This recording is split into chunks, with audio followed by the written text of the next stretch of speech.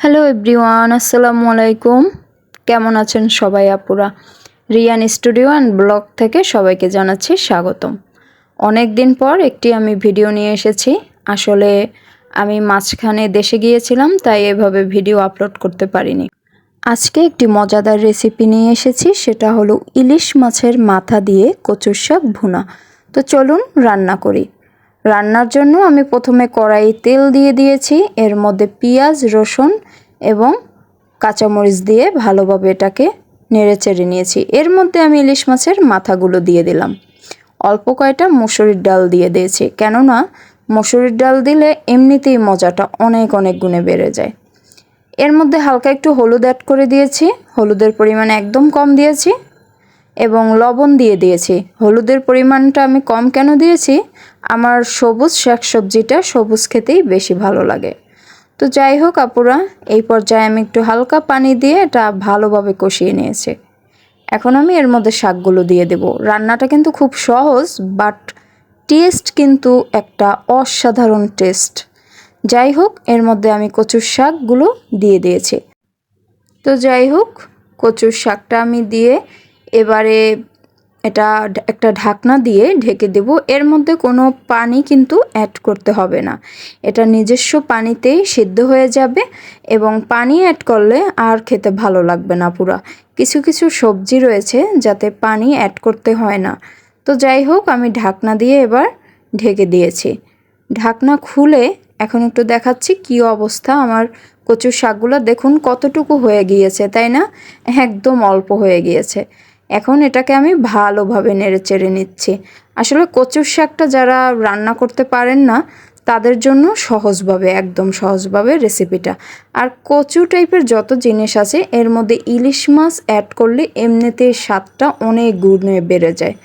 দেখুন একটা সত্যিকার অর্থে কি যে রান্না করতে জানলে আপনি যাই রান্না করেন না কেন খেতে সত্যিই অনেক মজার হবে, এটা বাস্তব একটা কথা। যাই হোক, আমি ভালোভাবে এটা নেড়েচেড়ে নিয়েছি। আর এই পর্যায়ে আমি আবার একটু ঢাকনা দিয়ে দেব, কেননা কচুগুলো পুরোপুরি কিন্তু সিদ্ধ হয়ে যায়নি। এখানে দেখা যাচ্ছে আস্তে আস্তে অনেক ডাঁটা রয়ে গিয়েছে, তাই আমি ঢাকনা দিয়ে আবারও ঢেকে দিলাম। ঢেকে দেওয়ার পরে আবার 2-4 মিনিট রান্না করার পরে এখন এই অবস্থা। আমার কচুটা একদম কিন্তু নরম হয়ে গিয়েছে, শাকগুলো তো একদমই মিশে গিয়েছে, কিন্তু তারপরও এই যে ডাঁটাগুলো দেখা যাচ্ছে, আমি আবার আস্ত টাইপের এরকম আমার ভালো লাগে না।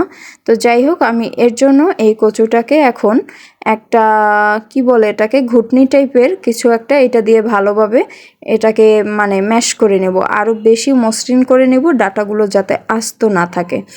হ্যাঁ, তো আপনারা এভাবে করে নেবেন। যদি কারো আস্ত খেতে ভালো লাগে, না করলেও হবে, স্কিপ করতে পারেন।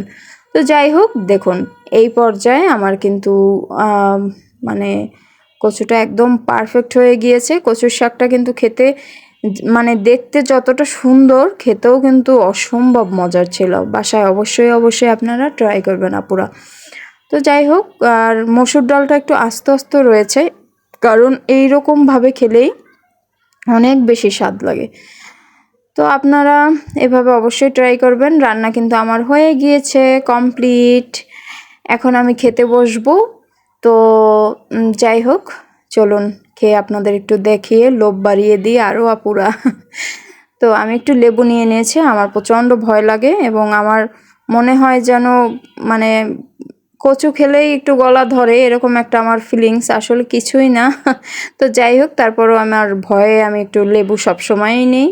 তো এখন একটু খেয়ে আপনাদের দেখাই যে কি অবস্থা।